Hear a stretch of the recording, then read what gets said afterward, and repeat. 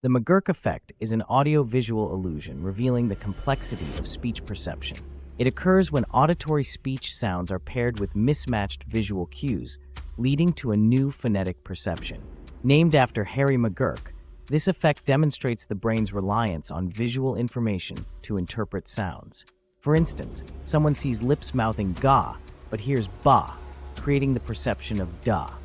This phenomenon highlights the brain's coordination of sensory inputs to make sense of speech. The McGurk effect shows our auditory perception isn't solely reliant on hearing, emphasizing the fascinating interplay of sight and sound in communication.